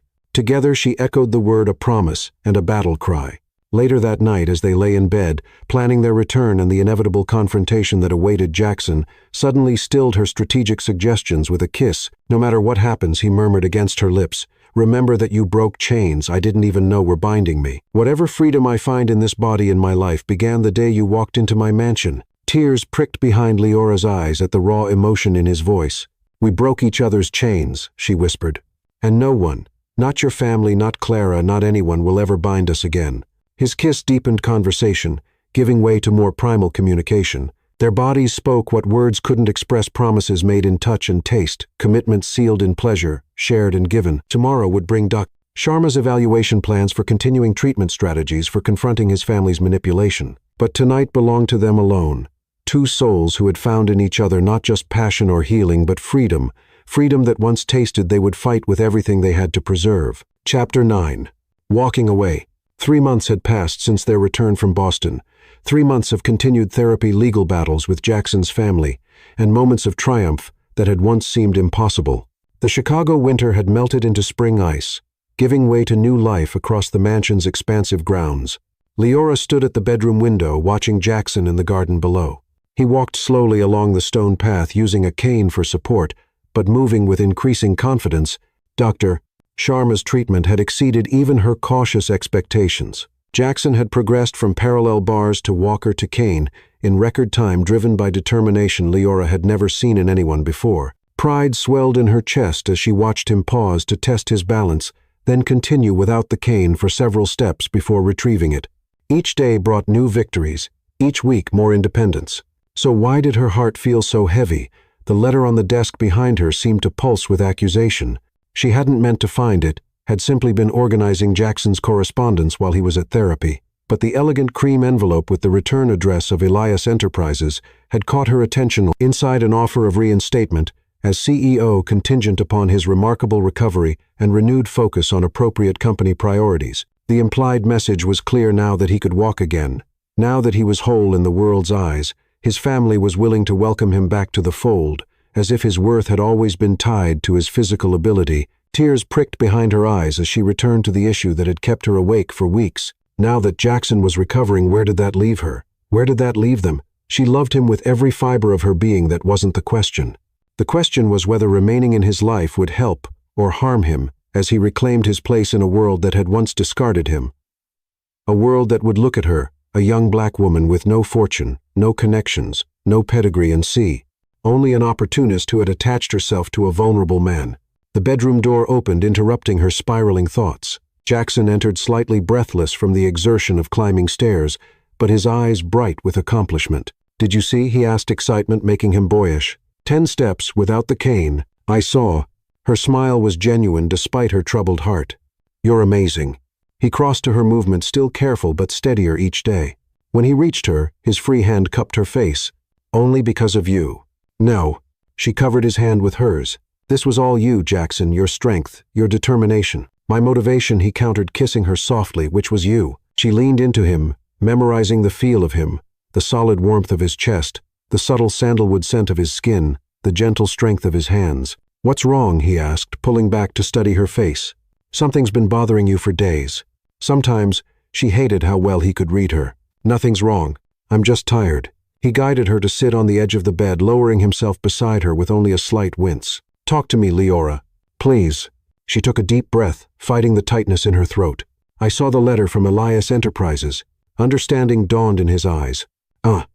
They want you back. They want the old Jackson back, he corrected. The one who existed before the accident before you. And you don't want that, she asked, unable to meet his gaze. His fingers gently tilted her chin up, forcing her to look at him. What I want is sitting right here, Leora. Her voice wavered.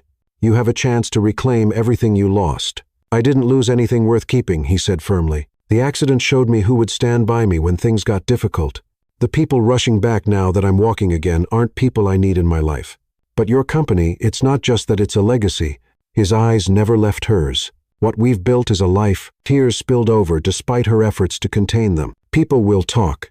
They'll say I took advantage of you when you were vulnerable, that I'm with you for your money, your status.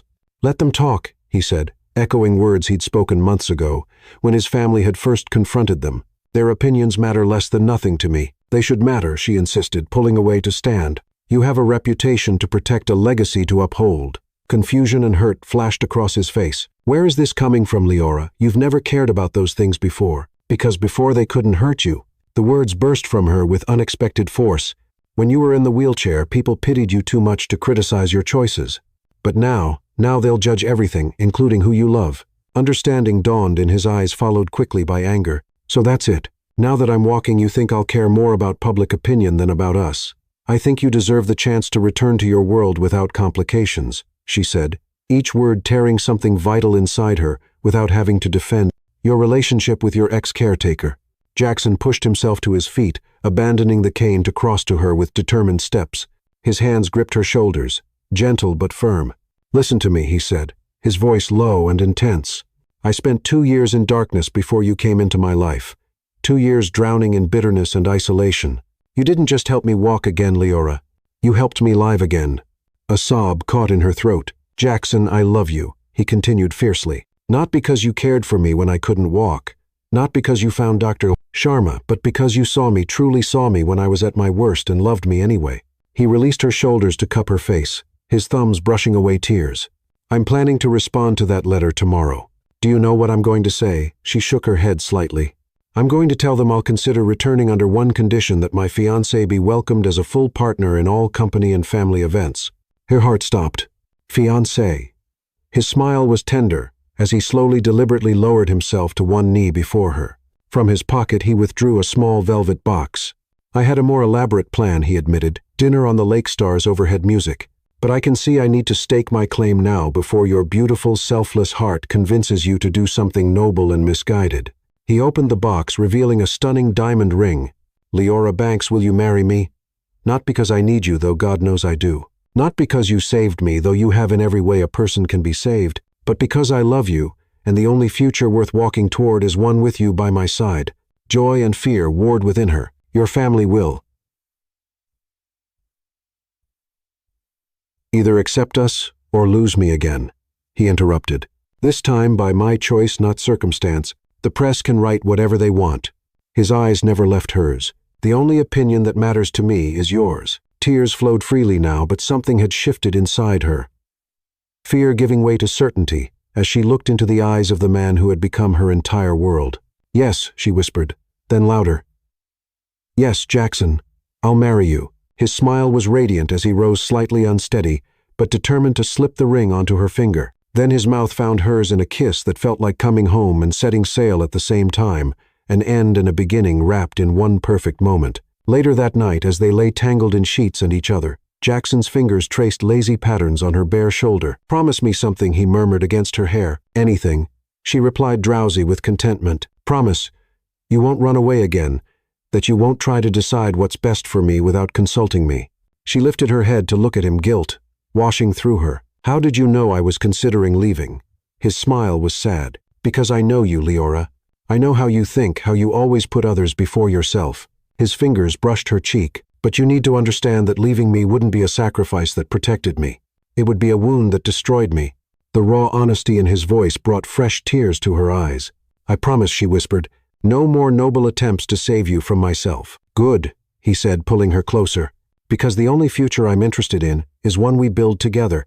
As sleep claimed them, Leora's last conscious thought was of the journey that had brought them here from debt and desperation, to love and promise, from broken pieces to something beautiful and whole. Not every broken thing was meant to be discarded. Some were simply waiting for the right hands to put them back together, stronger in the mended places than they had ever been before. The glowing screen of her laptop illuminated Leora's face as she worked late into the night. Beside her, Jackson slept peacefully, unaware of her quiet movements as she slipped from their bed to complete the task that had been haunting her for days. 3 weeks had passed since his proposal, 3 weeks that should have been filled with joy, but had instead been marred by escalating pressure from all sides. The business tabloids had run stories speculating about the convenient timing of their engagement, coinciding with his recovery. His family's lawyers had sent documents suggesting she had undue influence over Jackson while he was medically compromised. Worst of all had been yesterday's confrontation with Clara at the charity gala, their first public appearance together. The woman's words still echoed in her mind. How clever of you, Clara had whispered while Jackson was speaking with donors across the room, securing your position while he was vulnerable. But he's walking now, regaining his place in society. How long before he realizes he doesn't need his nurse anymore, before he wants someone who understands his world? Leora had held her ground then. But later, she'd seen the sideways glances, heard the whispered comments, gold digger caretaker, with benefits. Wonder how long that will last now that he's back on his feet. With each barb, she'd watched Jackson's jaw tighten as he defended her, saw how these attacks drained the joy from his eyes that had only recently relearned how to hope, which made what she was about to do all the more painful. Her fingers hovered over the keyboard as she finished the letter. Every word had been carefully chosen, every sentence measured for maximum impact with minimum cruelty, but there was no kind way to say goodbye to the man who had become your entire world. My dearest Jackson, by the time you read this, I will be gone. Please understand that this isn't a rejection of your love or a denial of mine. It is instead the purest expression of how deeply I love you. You are a man reborn. Each day you reclaim more of your strength, your independence, your rightful place in the world, a world that has rules and expectations I cannot meet, no matter how much we might wish otherwise. I was here to heal you, to serve you in your darkest hour. That was my purpose, and now it is fulfilled. You no longer need a caretaker. You need a partner worthy of the man you are and the life you deserve. People will call me a gold digger if I stay. They will whisper that I manipulated you when you were vulnerable. Those whispers will follow you into boardrooms and benefit galas, undermining the respect you've worked so hard to rebuild. I refuse to be the shadow that dims your light. Know that I love you more than I have ever loved anyone or anything, that I am better for having known you, stronger for having loved you. The time we shared was a gift I will cherish until my last breath. Be magnificent, Jackson Elias. Reclaim your world and reshape it as only you can. And someday when you find someone from your world who loves you as you deserve, think of me kindly. Forever yours, Leora. She read it once more, tears blurring her vision. Then she printed it carefully, folded it and slipped it beneath his pillow where he would find it in the morning. The engagement ring caught the moonlight as she removed it from her finger, placing it atop the letter. Its weight had become so natural in the past weeks that her hand felt strangely light without it. Moving silently, she gathered the small bag she had packed earlier and took one last look at the man who had taught her what love truly meant. In sleep, his face was peaceful, unburdened by the pain her absence would bring tomorrow. Goodbye, my love, she whispered, allowing herself one final moment of weakness before squaring her shoulders and walking away from the only true happiness she had ever known. She was doing the right thing, the noble thing, giving him freedom to reclaim his life without the complication of defending their relationship to a world that would never truly accept it. So why did right feel so devastatingly wrong? As the mansion door closed behind her with quiet finality, Leora Banks stepped into the pre-dawn darkness alone, leaving behind not just the man she loved but the future they had planned and the pieces of her heart she knew would never be whole again. Chapter 10. Beyond Forever. Emptiness greeted Jackson when he woke, his hand reaching instinctively for Leora, only to find cold sheets where her warmth should have been. His eyes opened slowly, adjusting to morning light streaming through windows she always opened before he awoke. Leora, he called, pushing himself up. Silence answered, broken only by distant birdsong from the garden. Something crinkled beneath his pillow as he shifted. Frowning, he reached under to find a folded paper, and his heart clenched her engagement ring. Even before reading a single word, he knew she was gone. His hands shook as he unfolded the letter, each carefully written word, a knife to his chest. By the time he finished reading, tears blurred his vision, anger and desperation, warring within him. "No," he whispered then. Louder, "No." He pushed himself from the bed movements, clumsy with emotion rather than physical limitation. Without bothering with his cane, he stumbled to the closet, yanking it open to confirm what he already knew. Her clothes were gone. Not all of them, but enough. Enough to know this wasn't impulsive, but planned. "Mrs. Caldwell appeared in the doorway, drawn by his shout. Her expression confirmed his fears before she spoke. "She left at dawn," the older woman said softly. "Ask me not to wake you." "Where did she go?" Jackson demanded, voice raw. "She wouldn't say." "Mrs. Caldwell's eyes held unexpected compassion. "Said it was better this way." Better rage surged through him, hot and clarifying. "How is this better?" He thrust the letter at Mrs. Caldwell, who read it with deepening lines between her brows. "Oh, that foolish, noble girl," she murmured when she finished. "She truly believes she's protecting you." From what happiness, Jackson ran a hand through his hair, mind racing. "Call Serena.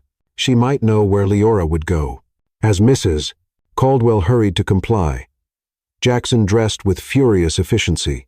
The physical therapist had taught him to manage without assistance, but it was Leora's quiet encouragement that had made him master each button, each shoelace, each small independence with determination rather than frustration. Now that same independence allowed him to prepare to go after her. "Serena hasn't heard from her Mrs. Caldwell reported when she returned, and she's not answering her phone." Jackson nodded grimly, having expected as much. Leora was nothing if not thorough. "Have security check. Local hotels, bus stations, the airport." He grabbed his wallet, keys, phone. "I'll start with her old apartment building. The neighbors might know something." "Sir, Mrs. Caldwell said hesitantly, "Perhaps you should give her time. Let her come to her senses on her own." "Time," Jackson looked at her, incredulously. "Every minute she spends believing that leaving me was the right choice is another minute I have to undo. Another minute she suffers alone for no reason." Understanding dawned in the older woman's eyes. "You really do love her." "More than my next breath," he confirmed, moving past her toward the door. "And I'm not letting her sacrifice our happiness for some misguided notion of what's proper." Hours melted into days as Jackson searched relentlessly. Leora's old apartment had new tenants who knew nothing. Her former coworkers hadn't heard from her. Serena, though initially resistant, eventually joined his search out of concern for her friend. 1 week became 2, then 3. Jackson barely slept, driven by a fear that grew with each passing day that Leora truly believed she was doing the right thing, and that distance would only cement her resolve. He was in his home office reviewing security footage from bus stations for the 100th time when the solution struck him with such clarity he actually gasped. "Of course," he whispered, reaching for his phone. "It's the only way." The pieces fell into place rapidly after that call's made arrangements set a plan formed from equal parts desperation and determination. If Leora wouldn't let him find her, he would make it impossible for her not to find him. "Are you ready, Mr. Elias?" The production assistant's voice pulled Jackson from his thoughts. He nodded, straightening his tie one last time. "As ready as I'll ever be." The stage lights were blinding as he walked out without a cane, each step deliberate but steady. The audience applauded exactly as coached, though they had no idea why this wealthy businessman had requested a segment on the nation's most popular morning talk show. "Welcome, Jackson Elias," the host greeted warmly. "America's been quite curious about why you requested to be here today." "Thank you for having me, Sophia." Jackson settled into the chair opposite her, his expression composed, despite the nervous energy thrumming through him. "I'm here for one very specific reason." "Your recovery has been remarkable," Sophia noted. "From what I understand, doctors once said you might never walk again." "They did," Jackson confirmed. "And they would have been right, if not for one person, the woman I love." A ripple of interest moved through the audience. "Leora Banks came into my life when I was at my lowest point." He continued, his voice steady despite the emotion behind his words. "She was hired as my caretaker, but she became so much more. She found the treatment that helped me walk again. She stood by me through every painful step. She taught me that my worth wasn't tied to my physical ability." The audience was silent, now captivated by the raw honesty in his voice. 3 weeks ago, I asked her to marry me, and she said, yes." He paused, emotion threatening to overwhelm him. "The next morning, she was gone. She left a letter saying she was leaving to protect me from gossip, from judgment. from a world that might look down on our relationship. He pulled the letter from his pocket, holding it up. She wrote that people would call her a gold digger, that they would say she took advantage of me when I was vulnerable, that her presence in my life would somehow diminish me. Taking a deep breath, Jackson looked directly into the camera. Leora, if you're watching, and I pray that you are, I need you to hear this. You were never my caretaker. You were my salvation, not just because you found Dr. Sharma or helped me through therapy, but because you loved me at my worst, because you saw strength in me when all I saw was brokenness. His voice cracked slightly. You think you're protecting me by leaving, but you've taken my heart with you. Without you, these legs that can finally walk have nowhere worth going. The audience was utterly silent now, many wiping away tears. I don't care what anyone thinks of our relationship, he continued passionately. The only opinion that matters to me is yours. The only future I want is one we build together. Rising from his chair in one fluid motion, Jackson approached the edge of the stage, his movements confident, despite the absence of his cane. So I'm asking you one more time in front of the entire country, Leora Banks. Will you come home? Will you marry me? Not because I need you, though God knows I do, but because we deserve the chance to love each other without fear or shame. The camera panned across the audience, many openly crying now at the raw emotion in his voice.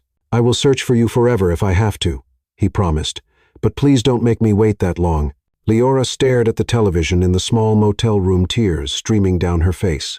She hadn't meant to watch, had actively avoided media of any kind since leaving, fearing precisely this, that Jackson would try to find her.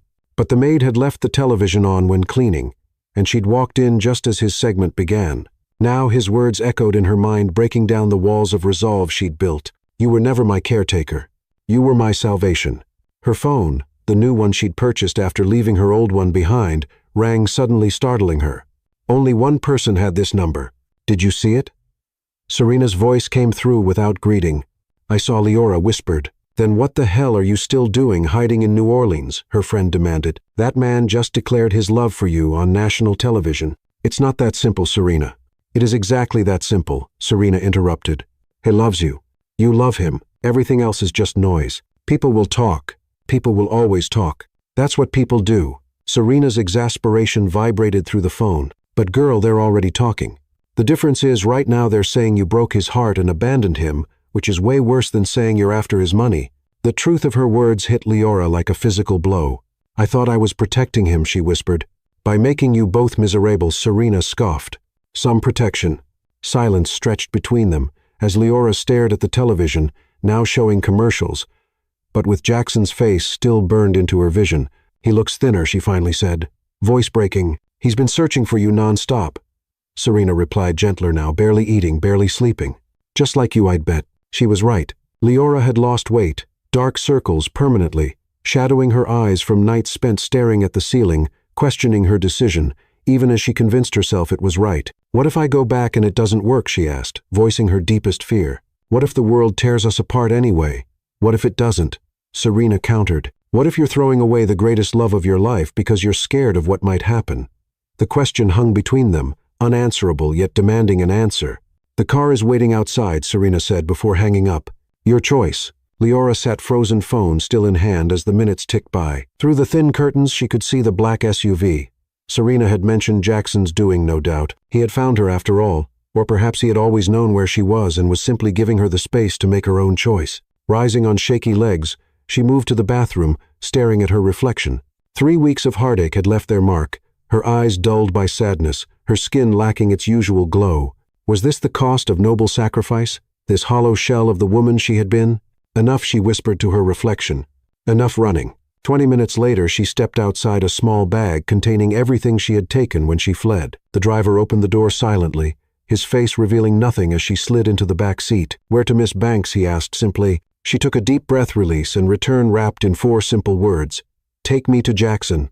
The mansion loomed before her, unchanged, yet somehow different. Perhaps because she was different, no longer the desperate girl who had first arrived seeking employment, nor the woman who had fled believing sacrifice was love. The driver opened her door. He's in the garden, Miss Banks. Of course he was. The garden had become his sanctuary during recovery, the place where each small victory was celebrated. Her legs felt leaden as she walked the familiar path around the house. What if he had changed his mind? What if the public declaration had been a moment of passion he now regretted? The questions dissolved when she saw him. Jackson stood by the lake, his back to her, staring out at the water that had once changed his life. He wore no suit today, just simple jeans and a sweater that emphasized the weight he'd lost. Even from behind, she could see the tension in his shoulders, the slight tilt of his head that always betrayed deep thought. "Jackson," she called softly. He turned slowly, as if afraid she might be a mirage that would vanish if he moved too quickly. When their eyes met across the garden, everything else fell away. The weeks of separation, the pain of absence, the fear of the future. All that remained was the simple truth. Neither could deny any longer they belonged together.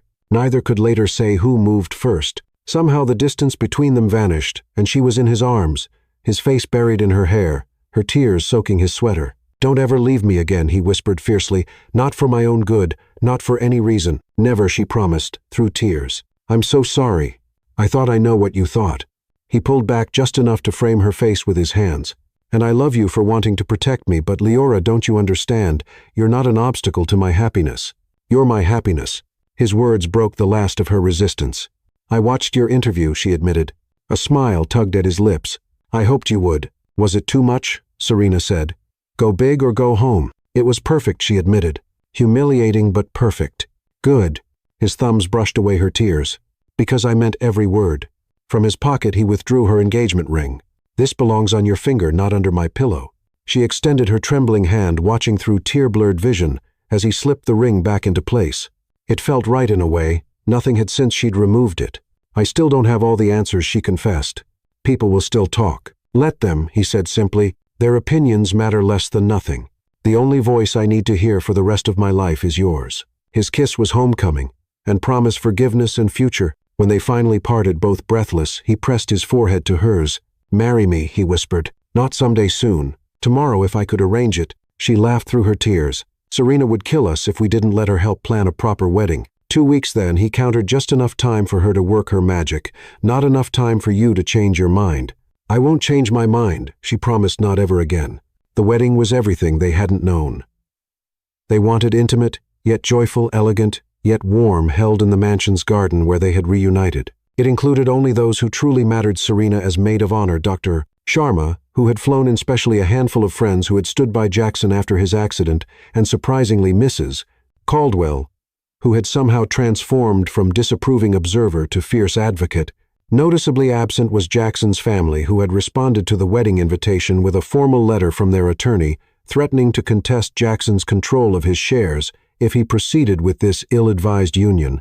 His response had been succinct: an invitation to attempt it, along with evidence of their own financial improprieties he'd uncovered during his time away from the company. They hadn't replied since. As Leora walked toward him in a simple but stunning ivory gown, Jackson felt a sense of rightness that transcended all the pain and struggle that had brought them to this moment. She had become his true north, his reason for fighting through the darkest days of recovery. Their vows were personal, heartfelt promises that acknowledged both their journey and their future. When the minister finally pronounced them husband and wife, the small gathering erupted in genuine celebration. Later, as they danced under stars, strung with fairy lights fulfilling the promise Leora had made months ago in Boston, Jackson held her close, marveling at how perfectly they fit together. "Happy, Mrs. Elias," he murmured against her hair. "Beyond happy," she replied, tilting her face up to his, "though I'm thinking of hyphenating. Banks Elias has a nice ring to it." "Whatever you want," he said, meaning it completely, "as long as you're mine." "Always was," she whispered, "even when I tried not to be." As the music shifted to a slower rhythm, Jackson led her to a quiet corner of the garden away from their guests. From his pocket he withdrew a small envelope. "A wedding gift," he explained, handing it to her. Inside, Leora found papers for a foundation, the Banks Elias Rehabilitation Trust, dedicated to funding innovative treatments for spinal cord injuries and supporting patients without financial resources. "This is incredible." She breathed, understanding the magnitude of what he had created. "It's your vision," he said simply. "You saw possibility when no one else did. Now others will have that same chance." Tears gathered in her eyes as she looked up at the man who had become not just her husband but her partner, in the truest sense. "I love you, Jackson Elias. And I love you, Leora Banks Elias." His smile held all the promise of their future beyond forever. 1 year later, afternoon sunlight spilled through the windows of their cozy lakeside cottage. Not the mansion where their story began, but a new home they'd chosen together, smaller, warmer, free of past pain's echoes. Leora stood in the doorway of the nursery, one hand resting on her rounded belly, watching as Jackson adjusted a handcrafted mobile above the second crib. His movements were fluid, confident physical therapy, now a routine rather than the focus of their lives. The doctor said you shouldn't be climbing ladders. She teased her voice, more affectionate than scolding. That doctor also said I shouldn't have run that charity. $5K last month, he countered, securing the mobile's final string. Yet here I am defying expectations. She smiled, watching him descend with care, not from weakness, but from awareness of the precious life she carried. The news of twins had been a joyful shock 4 months ago, especially after Dr. Sharma's warnings about potential fertility challenges from Jackson's injury. He crossed to her gently, placing his hands on either side of her belly. They're active today. They know their father's voice, she said, covering his hands with hers. They get excited when you're near. His eyes, meeting hers, held none of the shadows that had once darkened them. Only wonder, and a love that had deepened with each challenge they'd overcome together. The foundation approved 10 new patient sponsorships today, he said, referring to the bank's Elias Rehabilitation Trust they'd established, including 2 single mothers who reminded me of someone I know. She leaned into him, heart full. Their work supporting spinal injury patients without financial resources had given purpose to their story in ways neither had anticipated. Have you decided on names, he asked, guiding her to the window seat they'd built specifically for these quiet moments. Leora's hand moved in slow circles over her belly. I'm thinking Nia for our daughter, after Dr. Sharma. Nia Banks Elias Jackson tested the name. Perfect. And for our son, not Leonard, she said softly, having reconsidered her initial thought to name him after her father. Jackson set down his tools, crossing to kneel before her. His hand joined hers on her stomach, just in time to feel a strong kick. Nia and Ethan Banks Elias, he murmured. Perfect names for our perfect beginnings. As twilight gathered outside the nursery windows, they remained that way. Hands joined over the new lives they had created, hearts full with a love that had overcome every obstacle placed in its path. From caretaker and patient to husband and wife, from brokenness to wholeness, their journey had been anything but easy, yet every struggle had been worth it for this moment. This proof that some love stories weren't just meant to be told but lived, not with one life but 2 twins. A perfect symbol of the love that had finally truly been reborn.